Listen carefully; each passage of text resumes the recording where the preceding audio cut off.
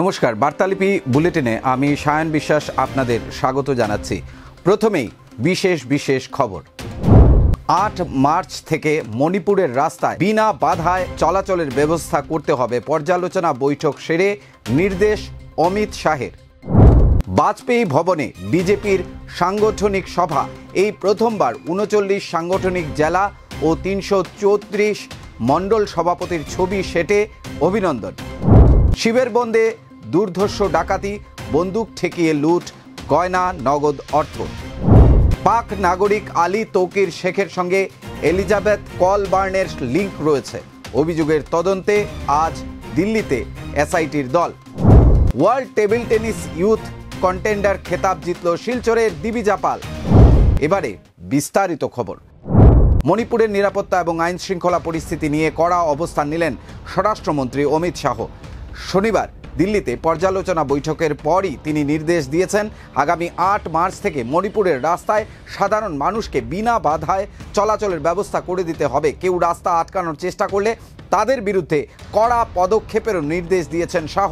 উত্তর পূর্বের এই রাজ্যে রাষ্ট্রপতি শাসন জারি হওয়ার পর থেকে প্রথম কোনো পর্যালোচনা বৈঠক করলেন স্বরাষ্ট্রমন্ত্রী। এমনকি লুট হওয়া সরকারি অস্ত্র এবং বেআইনি অস্ত্র উদ্ধারের ওপরও গুরুত্ব দেওয়া হয়েছে এই বৈঠকে। এদিকে মণিপুরের নিরাপত্তা ব্যবস্থার বিষয়ে খোঁজ খবর নিয়েছেন কেন্দ্রীয় স্বরাষ্ট্রমন্ত্রী। সেখানে আইন শৃঙ্খলা পরিস্থিতি কি রয়েছে তা বিস্তারিত জানানো হয়েছে বৈঠকে। উত্তর পূর্বের ওই রাজ্যে কিভাবে স্বাভাবিক ছন্দ ফেরানো যায় তা নিয়েও আলোচনা হয়েছে বৈঠকে। প্রসঙ্গত, মণিপুরে ১.৫ বছরেরও বেশি সময় ধরে চলে আসা হিংসায় ২৫০র বেশি মানুষের মৃত্যু ঘটেছে। এই অবস্থায় মণিপুরে শান্তি ফেরাতে কী করণীয় তা নিয়ে বৈঠক করল স্বরাষ্ট্র মন্ত্রক। বৈঠকে উপস্থিত ছিলেন মণিপুরের রাজ্যপাল অজয় কুমার ভাল্লা ও সরকারি আধিকারিকেরা, পাশাপাশি সেনা এবং আধা সেনার কর্তারাও উপস্থিত ছিলেন বৈঠকে। সামনেই পঞ্চায়েত নির্বাচন রয়েছে, বিটিসি, পুর নিগম এবং ২৬-এর রাজ্য বিধানসভা নির্বাচনও। এই নির্বাচনগুলোকে লক্ষ্য রেখে এখন থেকেই গা ঝাড়া দিয়ে উঠেছে রাজ্যের শাসক দল বিজেপি। অন্য দলগুলোর তৎপরতা এখনও তেমনটা চোখে না পড়লেও বিজেপি যে তৈরি তা আজ গুয়াহাটি বাজপেয়ী ভবনে একটি সাংগঠনিক কর্মশালা ও অভিনন্দন সভা আয়োজন করে বুঝিয়ে দিয়েছে দলীয় নেতৃত্ব। এই কর্মশালায় মুখ্যমন্ত্রী ডক্টর হিমন্ত বিশ্ব শর্মা, কেন্দ্রীয় মন্ত্রী সর্বানন্দ সোনোয়াল এবং জাতীয় সাংগঠনিক সাধারণ সম্পাদক বিএল সন্তোষ, রাজ্য প্রভারী হরিশ দ্বিবেদী, প্রদেশ সভাপতি দিলীপ শইকিয়া সহ দলের বহু নেতা মন্ত্রী উপস্থিত ছিলেন। কর্মশালায় ছিল এক বড় চমকও। বাজপেয়ী ভবনের সামনে জেলা ও মণ্ডল সভাপতিদের ছবি সহ ফেস্টুন বোর্ডে সাঁটা হয়। প্রত্যেক জেলা ও মণ্ডল সভাপতিদের জানানো হয় অভিনন্দন। মোট ৩৯টি সাংগঠনিক জেলার জেলা সভাপতি ও ৩৩৪টি মণ্ডলের সভাপতির ছবি সাঁটা ছিল বোর্ডে। এর মধ্যে কাছাড়, করিমগঞ্জ, হাইলাকান্দি, ডিমা হাসাও ও সাংগঠনিক জেলাও সামিল ছিল। বিজেপি এই প্রথমবার এ ধরনের কর্মসূচি আয়োজন করে। মুদ্রা কথা একটাই, আসন্ন নির্বাচনগুলোকে নিয়ে দলীয় কর্মী সমর্থকদের উজ্জীবিত করে তোলা। আজ বাজপেয়ী ভবনের দলীয় কর্মশালা নজর কেড়েছে গোটা রাজ্যে। বন্দুক ঠেকিয়ে দুর্ধর্ষ ডাকাতি, ডাকাত লুটে নিল ঘরের যাবতীয় সোনা ও টাকা। ঘটনা ঘটেছে শুক্রবার রাত ২:৩০ নাগাদ উধারবন্দ ঠালিগ্রামের শিবেরবন্দ গ্রামে। ওই গ্রামের সুব্রত দত্ত নামের এক ব্যবসায়ীর ঘরে ডাকাতেরা হানা দেয়। মোট ৫ সদস্য ছিল দলে। গ্রিল ভেঙে ভেতরে প্রবেশ করে তারা এরপরই সোনা, গয়না ও নগদ টাকা লুটপাট করে পালিয়ে যায় ডাকাত দল। এই ঘটনায় তীব্র চাঞ্চল্য ছড়িয়ে পড়েছে এলাকায়। পরে খবর পেয়ে ঘটনাস্থলে যায় পুলিশ। তারা তদন্তে নামলেও এ পর্যন্ত ধরপাকড়ের কোনো খবর নেই। এই ডাকাতি নিয়ে কি জানালেন গৃহকর্তা, দেখুন এই রিপোর্ট। গ্রিল ভাঙছে, গ্রিল ভাঙার পরে তারপরে দরজা ভাঙছে, দরজা ভাঙার পরে আমার ২ ছেলে আর আমার মা এক ঘর ঘুমানিতে আসলাম, তারা উঠাইছে। উঠানোর পরে গেছে আমরা ওই ঘর, আমরা যে ঘর ঘুমানিতে আসলাম, ঘুমাই যাওয়ার পরে আমরা উঠাইছে। উঠাইয়া আমার ছেলেরে ২ ছেলেরা আর আমারে হাত বাঁধছে। হাত বাঁধার পরে কয় চোখে বইবার লাগে।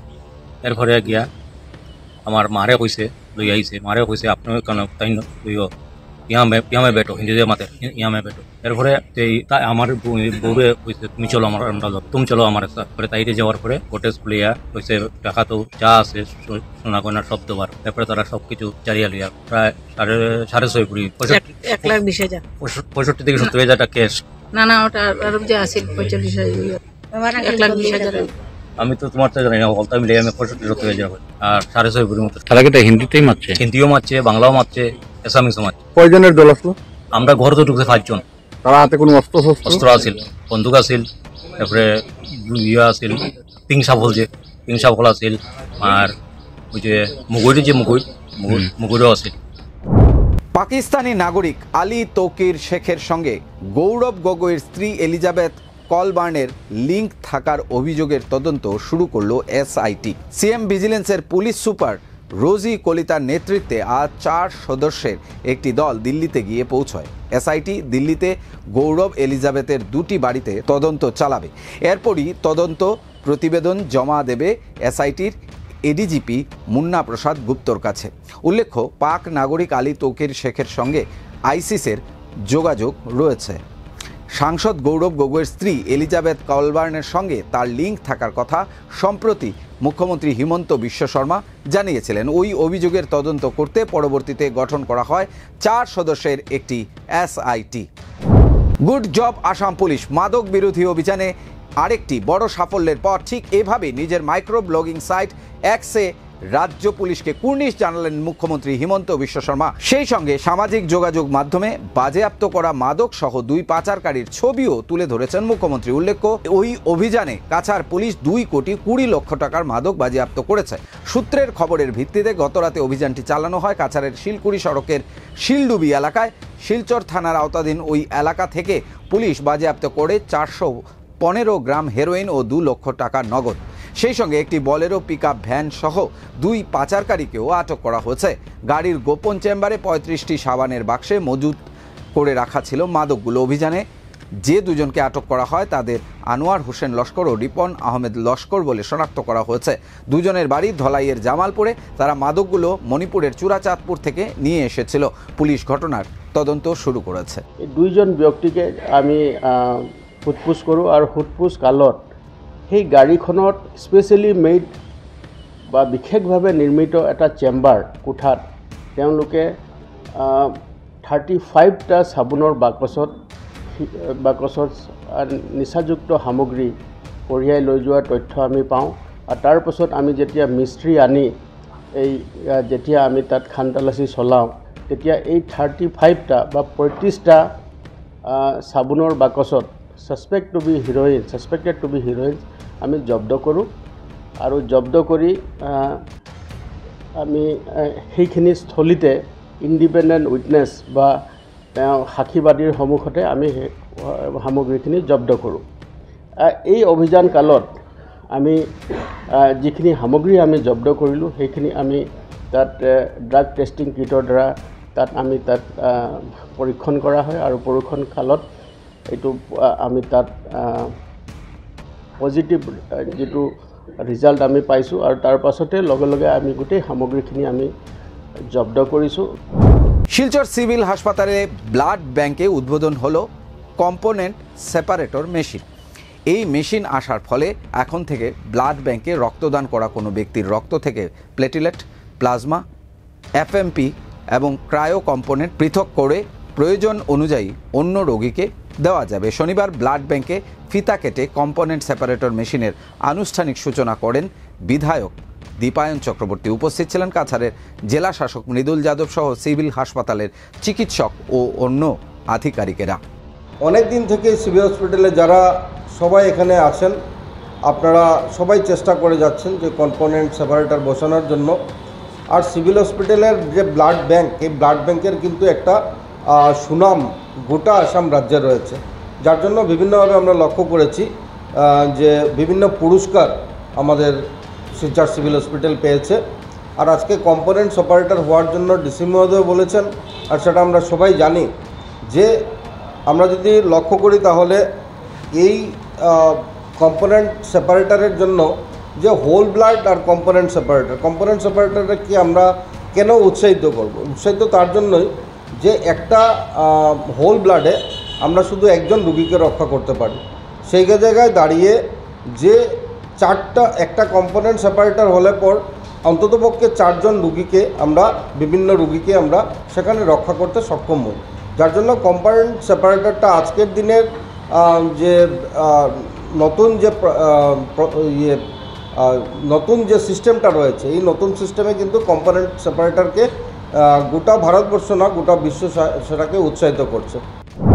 এবারে খেলার খবর।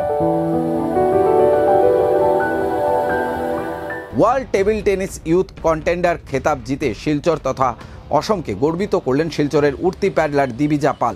বড়োদায় আয়োজিত এই আসরে শুক্রবার গ্রুপ পর্ব শেষে নকআউটে কোয়ালিফাই করেছিলেন তিনি।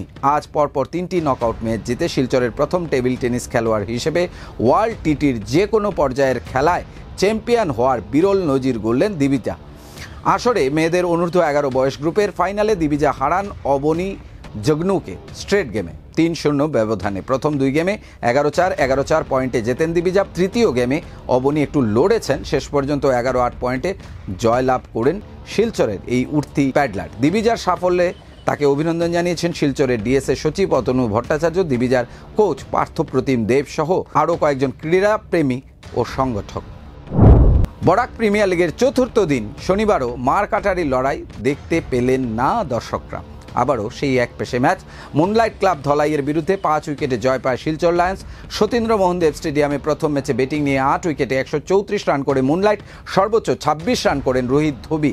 2টি করে উইকেট নেন ঋষভ দীপক, পারভেজ মুশারফ ও ইকরামুল আলী। শিলচর লায়ন 17.3 ওভারে 5 উইকেট হারিয়ে 138 রান তুলে নেয়। 28 বলে 38 রান করেন শুভম চ্যাটার্জি, 2 উইকেট নেন অভিষেক। দিনের দ্বিতীয় ম্যাচে জেএমকে ওয়ারিয়র্সের বিরুদ্ধে বিশাল 109 রানে জেতে সোনাই টাইটান্স। অমন সিং ও অর্ণবদের অর্ধশত রানে 3 উইকেটে 192 রান তোলে সোনাই টাইটান্স।